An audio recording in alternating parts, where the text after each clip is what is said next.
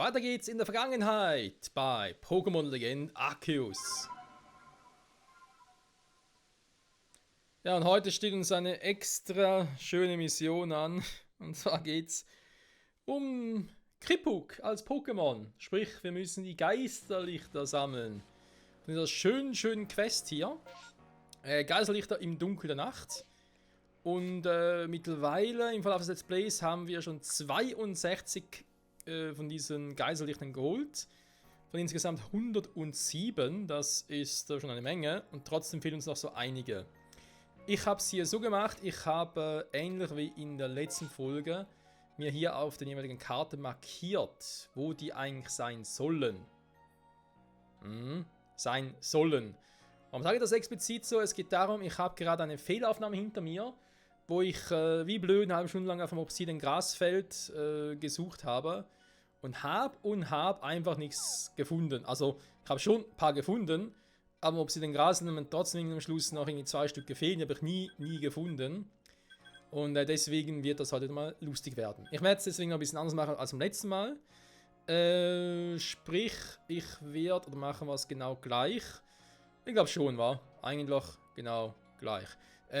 Fast. Sprich, es geht so, dass ich jetzt erstmal pro Gebiet diejenigen hole, wo ich halt gerade sicher bin, das und das fehlt mir. Und die restlichen, die schneiden wir dann zusammen. Und hier sind diejenigen jetzt markiert, die es hier überhaupt gibt im Jubeldorf.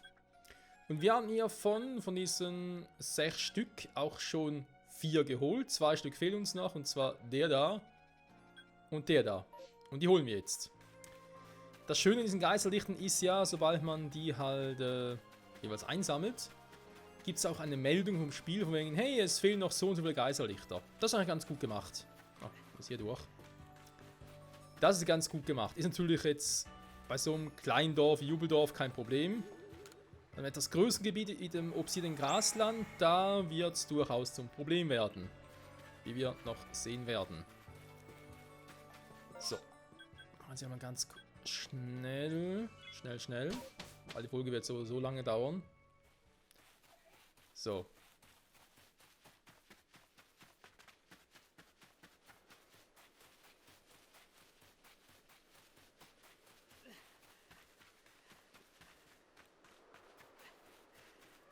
Der Strand des Aufbruchs. Wer kennt ihn nicht?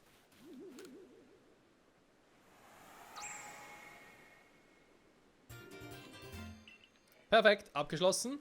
In unserem Fall jetzt 64 jetzt insgesamt. Hier habe ich alle. Das heißt, ich kann die Markierungen bereits mal schön wieder löschen, damit es nachher nicht so verwirrend wird. Da gehen wir mal ins Obsidian Grasland jetzt doch und ich mache mir da auf die Suche. Das wird ein richtiger Spaß werden.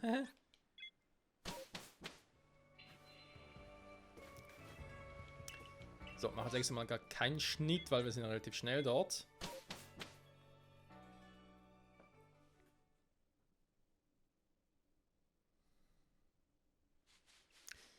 Obsidian Grasland. Hier sind angeblich an diesen Positionen die Geisterlichter versteckt oder verborgen. Man sieht auch hier unten sehr schön, ist so ein Gebiet, wo noch gar nicht richtig war.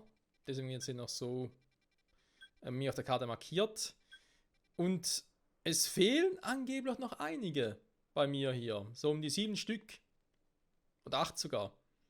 Wobei ich also vorhin eben gesucht habe, aber 2 gar nicht gefunden. Das wird richtig toll. Und ich würde sagen, machen wir hier einen Cut. Wir sehen uns gleich. Ich hoffe, ich finde es diesmal. Okay, Leute, diesmal hat es geklappt. Wir können uns auf die Suche machen nach den Geisterlichten, die mir hier noch fehlen. Und zwar habe ich jetzt mal anders markiert. Man sieht, es sind doch noch ein paar, 9 Stück insgesamt. Und die gehen wir jetzt alle mal ganz schnell ab. Erstmal hier zum Ambitionshügel. Der müsste, ja, von Jahr 7 sogar. Relativ offensichtlich. Sehr gut, so wie es auch gehört. Ja. Und natürlich voll vorbei. Wie könnte es anders sein? 8 fehlen noch. Das sind die hier markiert sind. Nehme ich jetzt mal an. Müsste funktionieren. Okay, dann gehe ich jetzt mal direkt zu dem da. Wir bewegen uns jetzt mal von links nach rechts, dann runter und so. Alles klar. Passt. So. Nein, falsche Richtung. So, da jetzt. Ja, mitunter, also es ist schon so, dass all diese Geisterlichter oberhalb der, sag jetzt mal, Overworld versteckt sind, aber teilweise in so Nischen, die man halt nur sieht, wenn man wirklich gerade dort ist, wie zum Beispiel jetzt den hier. Wenn ich auf der anderen Seite herkomme und denke, wo ist der? Und vielleicht irgendwie da vom Felsen her und sogar nicht nach unten gucke, dann sehe ich den halt weniger gut.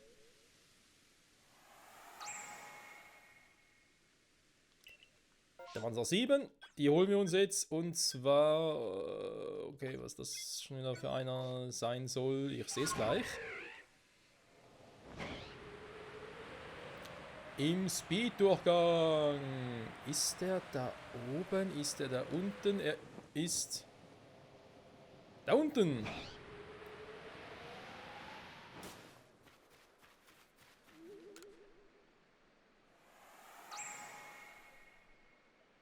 Es könnte sogar sein, dass man den gar nicht sieht, wenn man mit Wascherquill ganz oben fliegt. Das ist gut möglich. So, den kann ich mich noch erinnern. Das war einer, der ziemlich fies an einem Felshang steht. Und deswegen auch leicht übersehen kann. Okay, Schwein gehabt.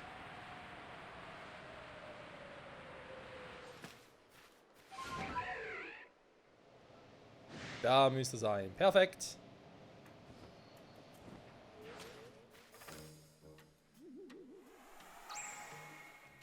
Da waren es noch 5. Der weckt dann hier beim Wasserfall zu. Ja, ja. Der Wasserfall, da können Sie natürlich schnell denken, aha, der ist oberhalb. Aber nee, der ist unten.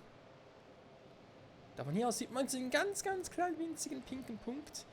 Also ist nicht da oben. Nee, ist da unten auf so einer scheiß Insel. Oder Felsvorsprung schon fast.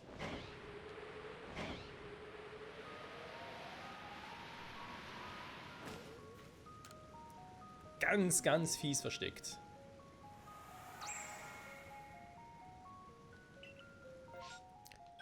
So, gehen wir weiter. Dann haben wir hier einen.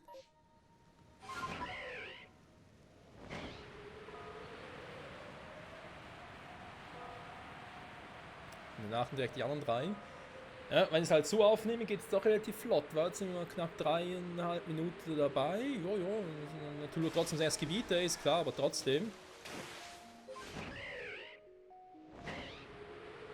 Und das sieht man ihn.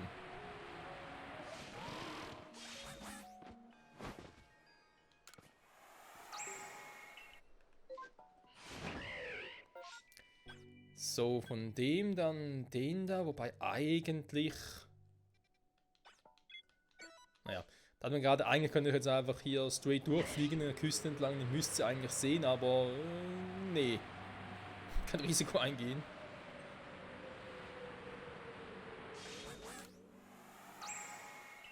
Da waren es noch 2. So. Die kann ich mir sogar erinnern, der eine war nämlich hier drüben irgendwo. Yep, da vorne. Und der letzte ist dann halt direkt am Ende der Insel.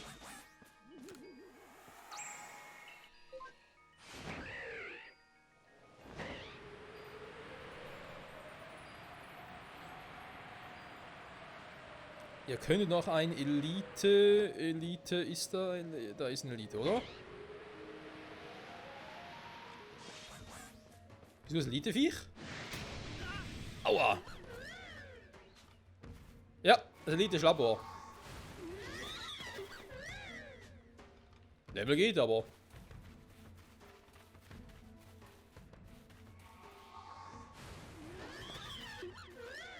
Nicht schlecht, Herr Specht, machst echt gut.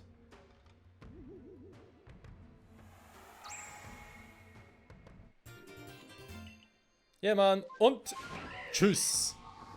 So, Freunde. Hier haben wir jetzt also endlich alle. Gehen wir weiter. Ich würde sagen, Koba Küstenland. Ist das das nächste, wo wir jetzt hin müssen? Nein, Rotes Sumpfland. Gehen wir ins Rote Sumpfland. Ist besser.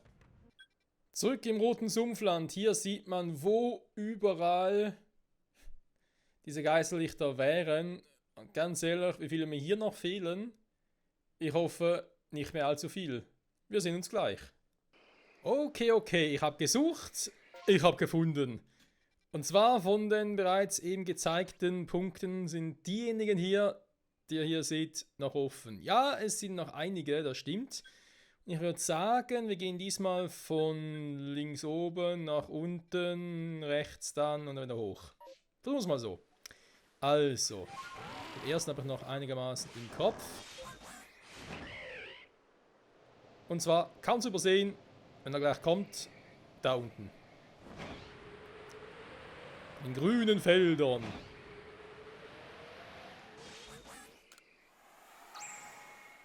Es fehlen noch 8 Stück und diese 8, wenn ich den wegnehme, 4, 5, 6, 7, 8. Passen perfekt. Okay, dann nehmen wir ganz kurz markieren. Und darum geht's ab mit Wasserquill. So er will natürlich. Bei gewissen Geisterlichtern fragt man sich so, warum habe ich die damals übersehen? Es gibt andere, da fragt man sich dann eher weniger, vor allem wenn man dann vor Ort ist. Ich meine, hier zum Beispiel mitten auf dem Wasser. Naja.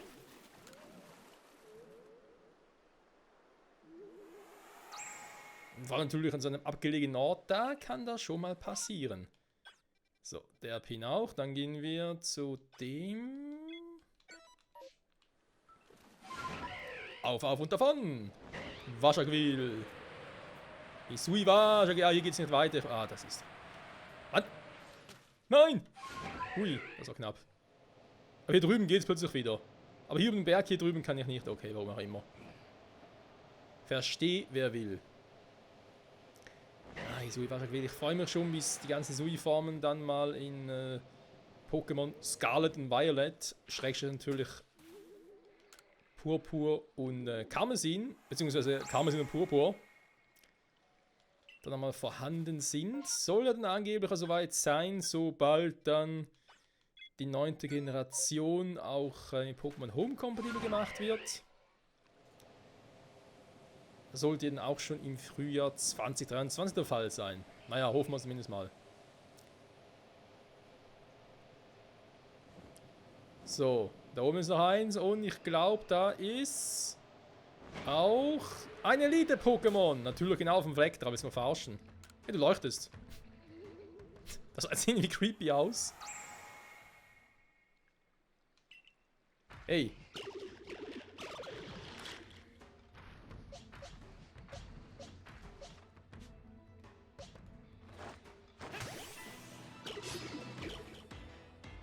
Das war irgendwie leicht schräg.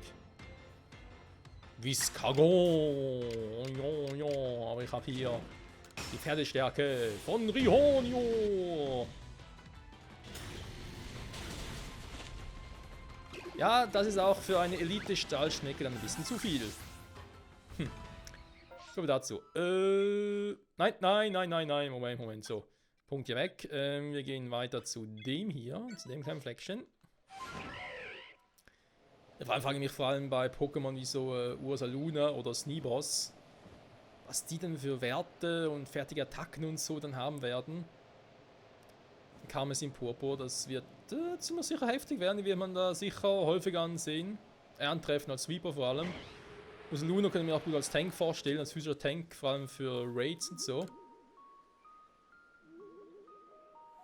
Natürlich auch Axantor ist auch so ein Spezialfall, dem die Sui-Form von Viscagon, wo man dann überhaupt die echte überhaupt noch sehen wird, die Originalform. Und halt natürlich auch die Sui-Form der Starter. Wobei eben, ich glaube, was die betrifft, Tonupto und auch den guten alten Admurai, die wird man sicher häufiger dann sehen.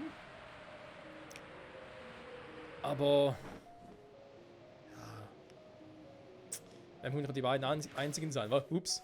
Entschuldigung. Die Sui von einem Pflanzenstart, einfach so Pflanzenkampf draus machen. Aus dem ursprünglichen Pflanzengeist. Weiß ich nicht, hey. Pflanzenkampf gibt so viel und vor allem so gute auch.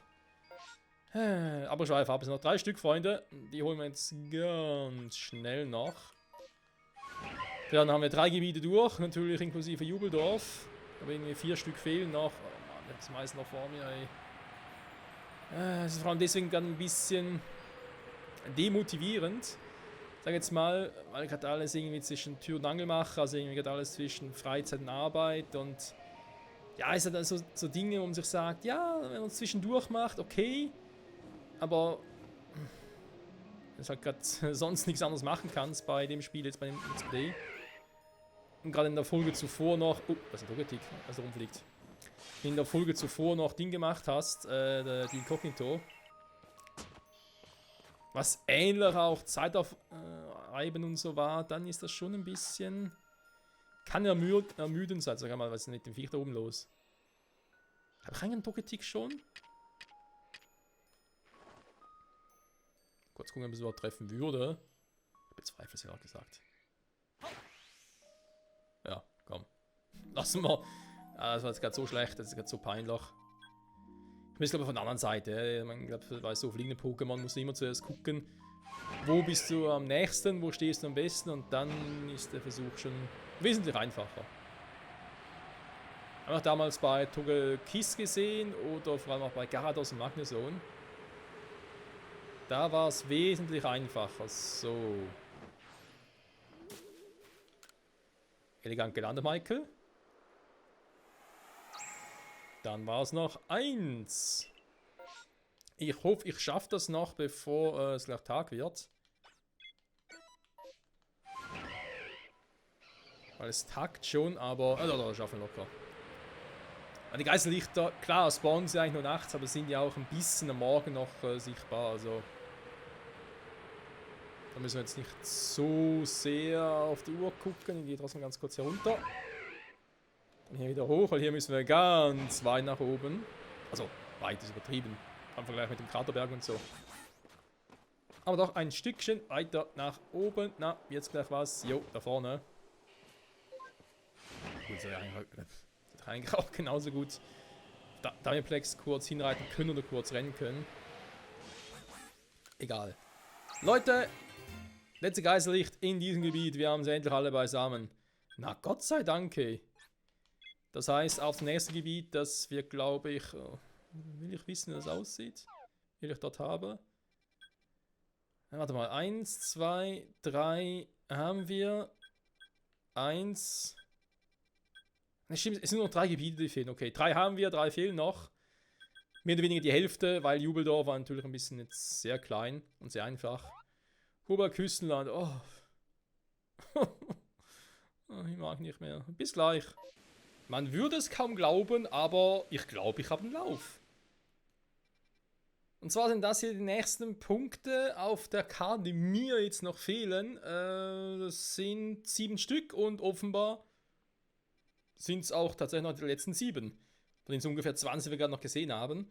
Ich gehe diesmal von hier, würde sagen, die Strecke entlang. Und hole mir so die ganzen restlichen Geisterlichen in diesem Gebiet. Zumindest das mal die Hoffnung. Und ihr wisst ja, die Hoffnung stirbt. So, bin ich gerade falsch? Ja.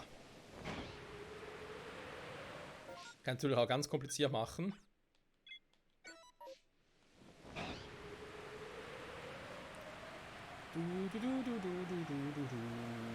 Es lichtet sich, Freunde, es lichtet sich. Wir haben ja auch schon um die 86 Geisterlichter und 107 sind es insgesamt. Also, es ist nicht mehr viel.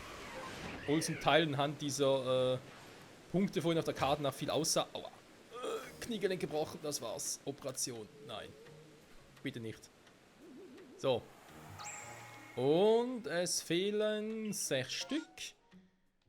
Den wegnehmen. Sind 1, 2, 3, 4, 5, 6. Perfekt, hey. Wenn es immer so gut laufen würde. Auf und davon.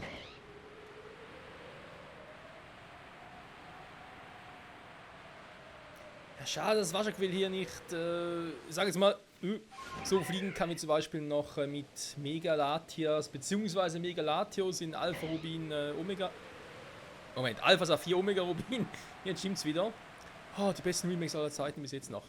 Da war's cool, mit Überflieger und so durch die Region zu fliegen. Hier, naja, es ist schon Fliegen, aber ein bisschen schwächer. Immer noch besser als das, was ein Scarlet Violet gibt. Ich meine, das ist gut, es ist kein Fliegen, es ist Gleiten. Wahrhaftig. So, aber anderes Thema.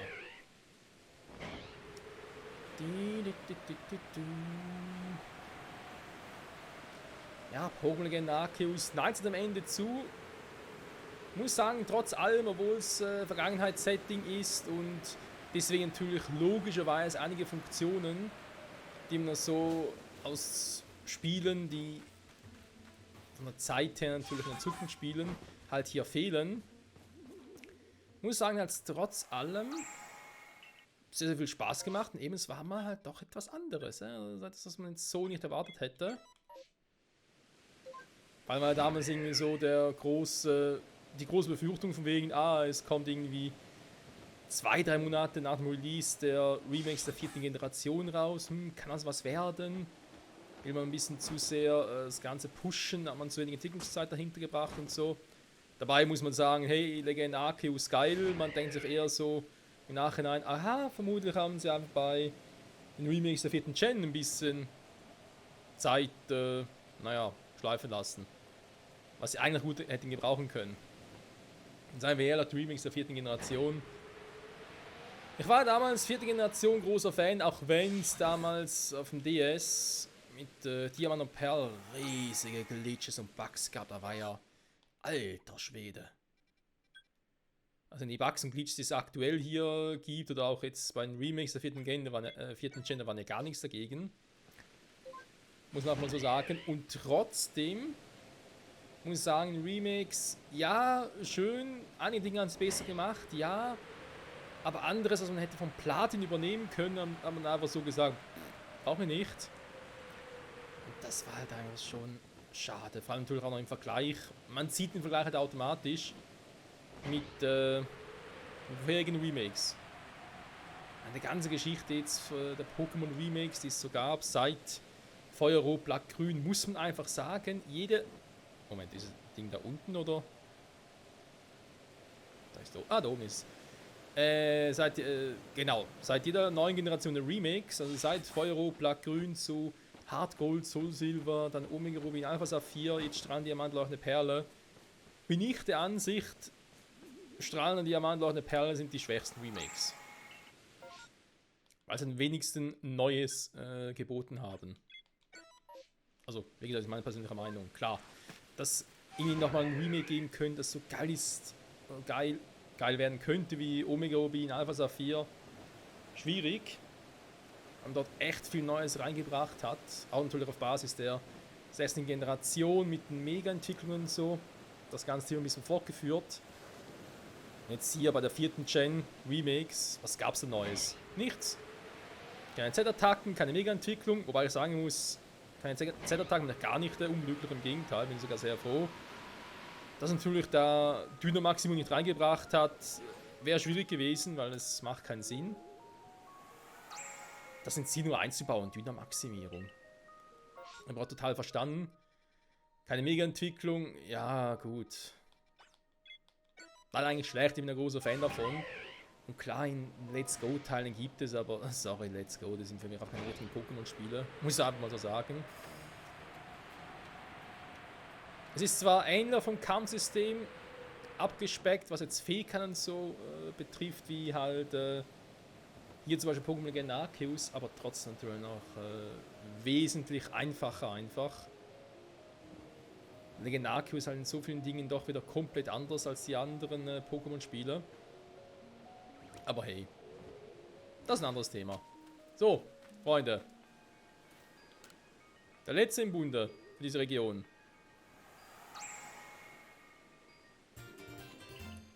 Endlich haben wir alle, na Gott sei Dank. So, also zumindest hier.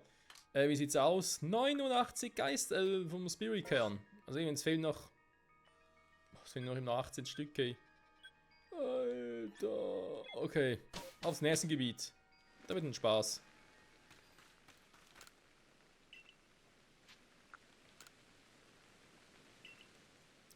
Der Sicherheitstrupp begleitet uns. Ich glaube, das machen wir mal ohne Cut. Direkt mal durchziehen.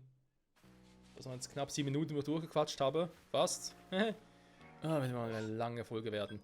So, die Unami, uns fehlt noch Kraterberg und Weißes Frostland. Werden wir hier schneller durchkommen, ist fraglich. Ganz ehrlich, das ist wirklich fraglich. Wir schauen mal kurz auf die Karte und dann werde ich sie für unseren Spielstand hier ein bisschen vereinfachen. Ach du Scheiße.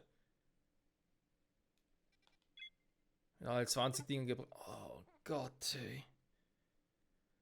Ja, das ist gleich ein richtiges Vergnügen. Also, hier wären alle 20 Geisterlichter in dieser Region. Und welche von denen fehlen uns noch? Also, ganz ehrlich, die Geisterlichter hier im Kraterberg Hochland sind ja mal sowas von gemein. Das glaubt mir keine Sau. Aber er soll ganz kurz nochmal nachmachen, nur um mal sicher zu gehen. Dass in einem Rutsch auch alle hier abholen kann. Meine Güte, hat das gedauert, hey. So, die Karte, die angepasste Karte. Hier sind sie. Es sind, obwohl wir noch ungefähr 12 Stück oder so. Ne, Moment, stimmt gar nicht. 18 Stück noch fehlen. Habe ich hier offenbar nur 1, 2, 3, 4, 5, 6, 7, 8 Stück. Lustig, wa? 8 Stück, die uns hier fehlen und die holen wir jetzt aber sowas von ab. Und zwar als erstes, wollen wir sagen, gehen wir doch mal hier hin. Macht, glaube ich, Sinn. Dann mal ganz kurz hier die Abkürzung darüber. So. Oh mein... Hä? Wo ist die Markierung? Ah, da. Falsche Richtung, was ich will. Dreh um, du Sau. So. Ja, 20 wären es ursprünglich. Hab doch schon einige gesammelt. Was ja auch irgendwie cool ist. Aber eben, es gibt hier Geisterlichter, hey, da fragst du dich ernsthaft, was ist los mit den Entwicklern? Die so fies zu verstecken. Ich glaube, ich habe zu Beginn der Folge, ist jetzt mittlerweile bei mir selber schon 2 Tage her, weil ich immer wieder ein bisschen dabei bin, die ganzen Geisterlichter auch zu suchen. Aber hab glaubt, ja, irgendwie in der Folge erwähnt gehabt, von wegen, ja, Geisterlichter müssen ja einfacher zu finden sein als die Kognito. Weil die Kognito können sich natürlich auch gut irgendwie im Felsen verstecken und so, und das geht um die Geisterlichter nicht, die sieht man ja eigentlich sofort. Arschlecken. Denn hier ist das ein bisschen anders. Und wie anders, das sehen wir gleich. Noch nicht jetzt, nee, der kommt erst noch. Der spaßige Teil. So. Hier haben wir einen, der ist auch gut versteckt, ja.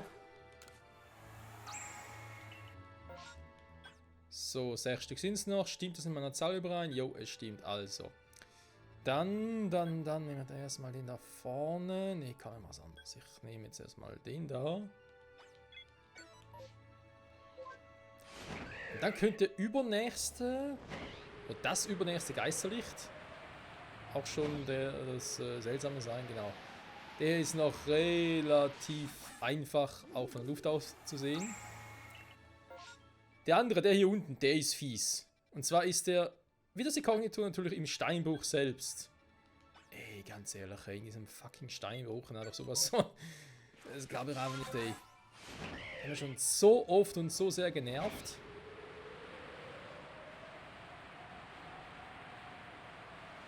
Auch schon damals in der Hauptstory. So. Das war schön hier durch und dann sieht man ihn da oben. Da thront er. Aber eben, wir sind hier nicht draußen in der frischen Luft, wir sind hier zumindest, naja,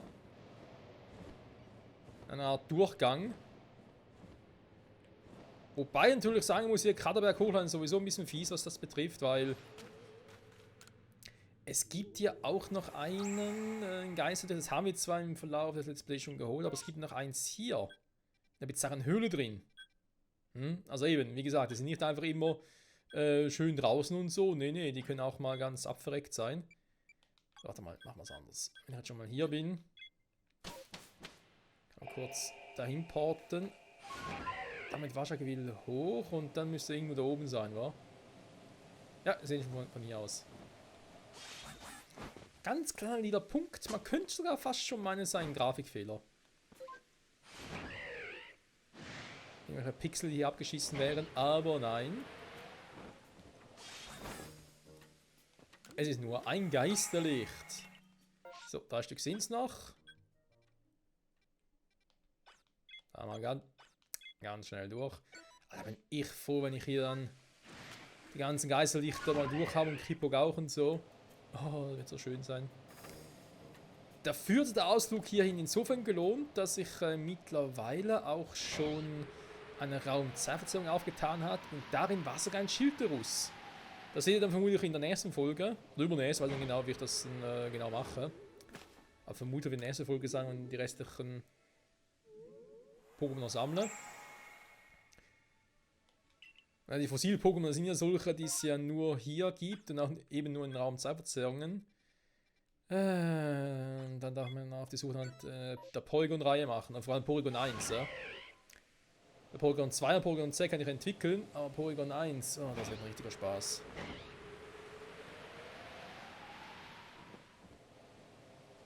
So. Und da ist auch schon. Da ist es schon! Achtung! Ich bin hier schon mal gestorben. Weil man hier dezenten Fallschaden kriegt.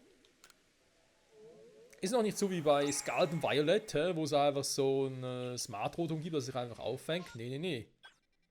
Hier geht es noch richtig Herz zu. Ja, ist halt das wilde Hisui, wa? Machen wir weiter. Der letzte ist direkt hier vorne und zwar nicht wie das Inkognito irgendwie in der Blumenwiese oder so, sondern direkt da oberhalb. Hier sieht man sehr schön. Ah, perfekt. Da bist du ja, mein Geisterlicht. Wir haben sie alle. Gott sei Dank. Lecco mio, hey. So. Dann gehen wir mal zurück, verlassen das Gebiet, gehen ins nächste. Obwohl, warte mal, ich mache es jetzt anders. Im Falle, falls das irgendwas offscreen besiegt hätte und so und deswegen der Pokédex aktualisiert wird, kann das sonst mal noch in die nächste Folge reinnehmen. So. Anderes Thema. Hier, Weißes Frostland. Das sind auch 20 Stück insgesamt und von denen, wir sind 20, wir haben noch 10 Stück, aus die Hälfte.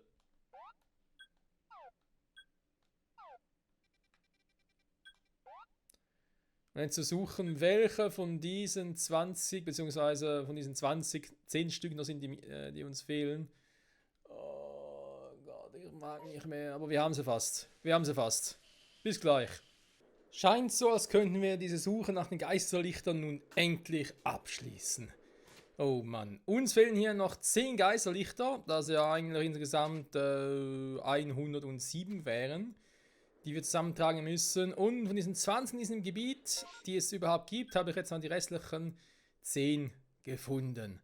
Der Grund, weshalb ich jetzt auch nicht an einem Lager bin, sondern direkt hier oben, ist logischerweise, damit es nachher schneller geht, die alle wieder einzusammeln.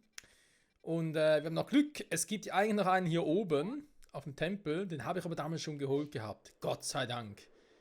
So, der einzige, der hier oben noch ist, hier oben noch ist da oben. Okay. Ganz kurz Bammel. Ganz kurz Bammel. So. Autsch. Knoche frängt. So. Das wäre Nummer 98. Ja. Steht das soweit auch. Geht der weg, dann gehen wir direkt mal hier rüber. Im Schnelltempo natürlich. Dank Waschaquill Express.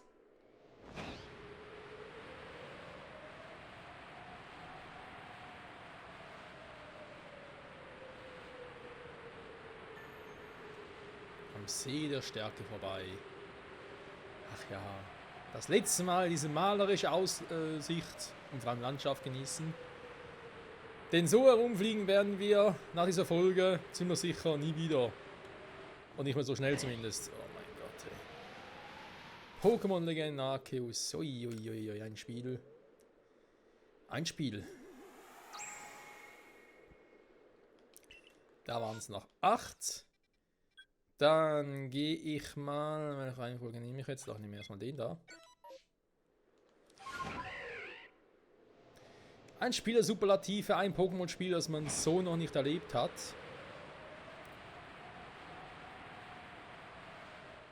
Und vor allem ein Spiel, das irgendwie zwar nicht zur Hauptreihe dazugehört, aber trotzdem mit den Hauptreihenspielen kompatibel ist. Pokémon Home. Sowas gibt es eigentlich auch selten. Gut, es gab damals auf dem DS mit Pokémon Ranger, was auch eine 4. Generation war, gab es mal so ähnliche Szenarien. Damals gab es irgendwie sogar noch ein bestimmtes Event, mit dem man einen Riolo bekommen konnte, was ausnahmsweise Aurasphäre konnte und, glaube ich, sogar noch Feuerfeger. Was damals noch eine Zuchtattacke war, die es sonst eigentlich nur in Kombination mit Logok lernen konnte. Ja, Züchten damals noch, ey. 4., 5. und natürlich noch vor allem 6. Generation. Wo der Feentyp dazu kam. Es gab da ein paar Änderungen, klar, aber es war auch noch speziell. Das war aber sogar nicht die Zeit vor den Kronkorken. Wenn mich alles täuscht, gab es damals noch gar nicht. Das heißt, du konntest DVs damals noch gar nicht irgendwie selber maximieren. Die musst du wirklich züchten, wenn du die halt perfekt haben wolltest. Good old... Ja, wobei... Nee, das sage ich jetzt nicht Good old times. Das war mühsam. Vor allem erstmal so ein scheiß Tito finden, was 6 DVs hat auf Maximum. Alter. So. Noch 5 Stück. Dann ist ja so, eben seit Schwert und Schild natürlich jetzt auch mit Karmesin und Purpur, noch ist noch einer, ist es natürlich so, dass man viele von diesen Items, um DVs zu erhöhen oder eben auch, sage ich jetzt mal, Pokémon mit sehr guten DV-Werten, kriegt natürlich in den Raids. Nur ist halt so, in der 6. Generation gab es ja keine Raids. Klar, es gab Mega-Entwicklungen. Die Mega-Entwicklung selber als Raid, die kam erst mit Pokémon Go. Und danach halt in Schwert und Schild, also 8. Gen, gab es dann halt die natürlich mit Dynamax. Weil ich ganz ehrlich zugeben muss, das ging an mir persönlich ein bisschen vorbei. Weil ich irgendwie so der Fan von Dynamax war und so und dann Schwert und Schild und irgendwie... bin auch nicht so richtig warm damit geworden. Ich habe zwar eins von beiden mal mittlerweile durchgespielt, aber nur die Hauptstory. Und da war nie ein Raid gemacht und soweit ich mich erinnere... Ich glaube sogar... Nee, DLCs habe ich auch nie gekauft. Und noch nicht. Da machen wir noch. Für bestimmte Pokémon-Formen. Also mit Karmesin und Purpur habe ich ja schon mal Bock drauf. Ah, okay, da unten ist er. Da war schon ein paar Raids, aua, gemacht bei Karmesin und Purpur. Also durchaus Spaß, obwohl ich Terra-Kristallisierung, Also ich finde die Technik selber finde ich cool. Was mich an Terra-Kristallisierung stört, ist eher der, naja, sagen wir, es sieht auch bescheuert aus.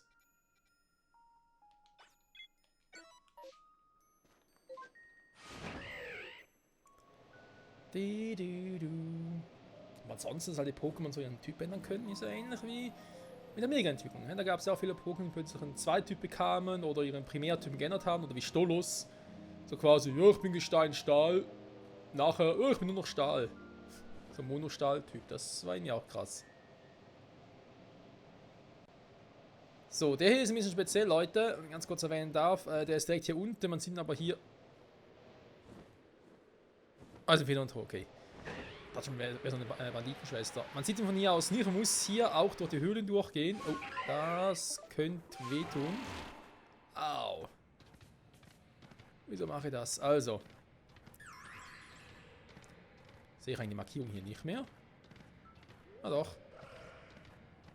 Also hier ganz cool der Markierung folgen. Wenn ihr mir sogar täuscht, haben wir hier damals in der Höhle das Sisuizoa gefunden. Ja, da ist sogar schon. Oder wieder. Die gibt es wohl nur hier in der Höhle, wa?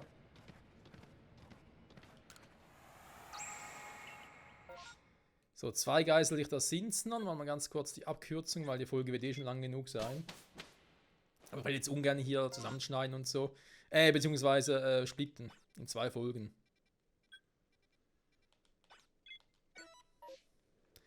Das will ich uns ungern antun. So. Ja, die Geschichte mit den Raids, war die Mega-Raids und so. Prinzipiell geile Idee, aber warum Pokémon Go? Das ist irgendwie... Ich weiß auch nicht. Ich hab's zwar am Anfang ein bisschen gezockt, dann vor etwa 2 Jahren, so vor der Covid-Pandemie nochmal ein bisschen intensiver. Nach Anfang der Covid-Pandemie, aber dann irgendwie war es einfach auch mir zu lästig, muss ich zugeben. Und ja, es ist auch schon ein Jahr gekommen. Deswegen wäre ich eigentlich froh, wenn man irgendwie, keine Ahnung, halt auf der Switch wieder mal eine Möglichkeit geben könnte in Pokémon-Spielen mit der Mega-Entwicklung.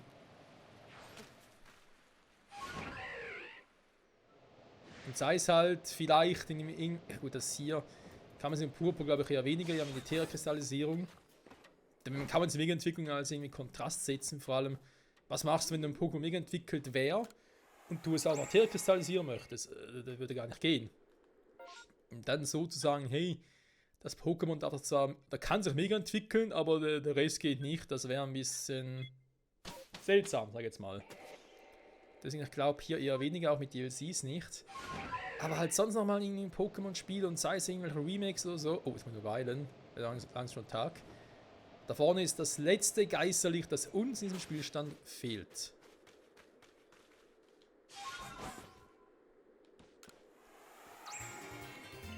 Ah, wir haben sie endlich alle. Mein Gott, hat das gedauert, hey.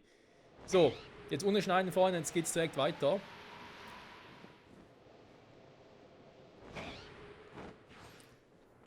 Also, es ist tatsächlich so, 107 haben wir. Okay, ich speichere. Sieht da soweit alles gut aus.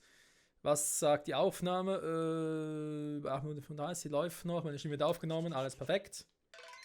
Also, passt. So.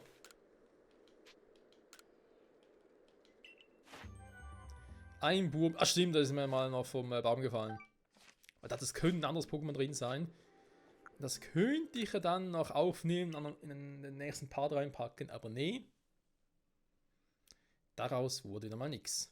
Aber egal. So, Freunde.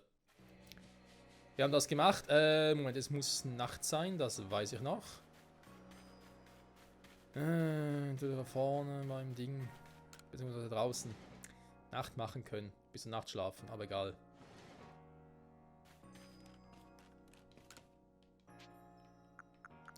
Bis zur Nacht.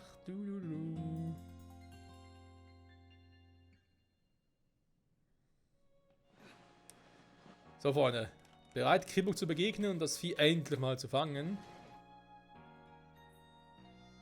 Also die ganze Vorbereitung so ja mal abzuschließen und dann, bei der nächsten Folge wird dann viel besser. Ja doch, eher schon in gewisser Weise. Es gibt restliche Pokémon zu sammeln. Vor allem, ja, den Raumzeitgefüge wie Schilterus und Porygon. Schilterus momentan aber schon gefunden, das ich in der nächsten Folge damals noch aufgenommen habe. Porygon, das wird ein Krampf werden, ey. Das Ding ist offenbar so selten. Aber egal, erstmal Kribbuk. Und ganz ehrlich, guckt sie euch mal an. Also sorry. Jula. Julia alias Kribbuk. Bisher hast du 107 Geisterlichter eingesammelt. Danke. Du hast 5 Geisterlichter eingesammelt. Die hat diese Belohnung redlich verdient. Genau. Man kriegt halt pro bestimmte Anzahl Geisterlichtern, kriegt man Belohnungen. Das wusste ich halt zunächst nicht. Deswegen kriegen wir jetzt einfach alle auf einmal. Finsterstein, Meistersamen, Eberborn, L. Verbindungsschnur, schon wieder eine. Leistungssteine. Düsterumhang, Meistersamen. XL sogar, war krass. Leistungsfelsen. So, jetzt haben wir alle 107. Ich kann es gar nicht fassen, du hast tatsächlich alle Geisterlichter eingesammelt. Ich weiß gar nicht, wie ich dir danken soll, Michael. Ich bin ja so erleichtert.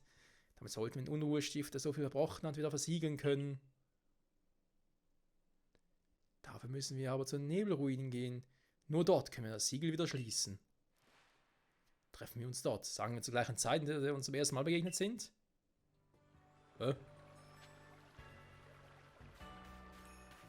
Das rote Sumpfland, super. Genau zu den Nebelruinen. Gut, das ist schon Nacht. Das rote Sumpfland ist gar nicht mal so schlecht, weil ich da sowieso noch hin muss. Oder war das dort, wo ich... Muss mal gucken, in welchem Gebiet das Polygon im Raumzeitgefüge auftaucht. Weiß ich gar nicht mehr. Ja, ihr seht es in der nächsten Folge.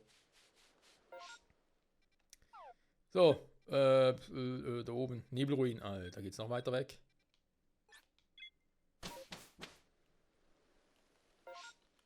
Huch, ja, da auch schon wieder da. Die Alte ist auch schon wieder da. Immer diese alte Nebelruin. Waren wir hier schon mal? Muss Ewigkeiten her sein.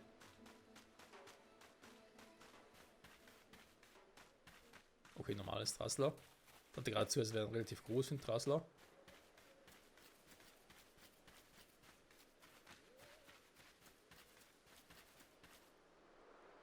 Waren wir hier schon mal? Weiß ich gar nicht mehr.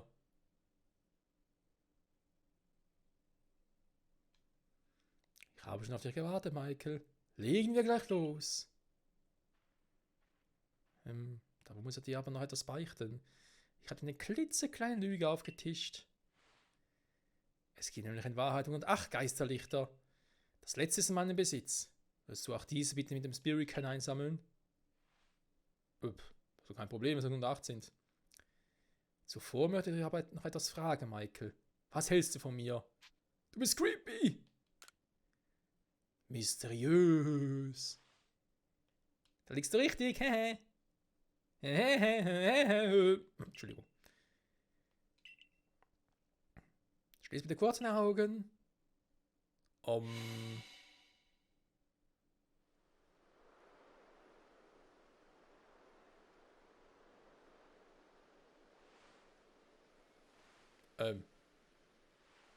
Sie kann sich porten?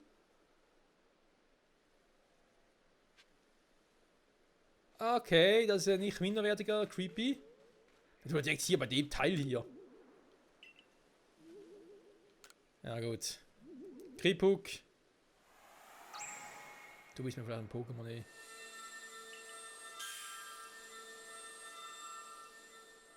Das Spirit ist spurlos verschwunden. Dich all die Geisellichter einsammeln zu lassen, war mein letzter Streich. Vielen Dank, dass du dich darauf eingelassen hast. Vergiss mich nicht. Doppelrettich. Du spürst die Präsenz eines seltsamen Pokémon. Zeige dich.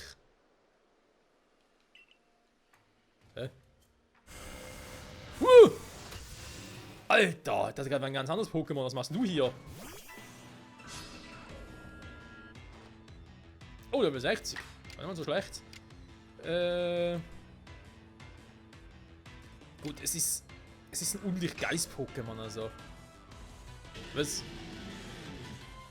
Die geht daneben?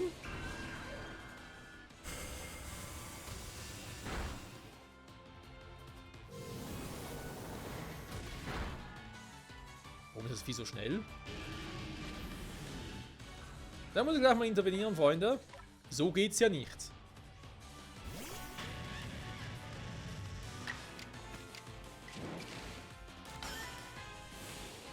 Schlaf, Kripuk, schlaf. Ich fang dich mit einem Ball. La la la la la la.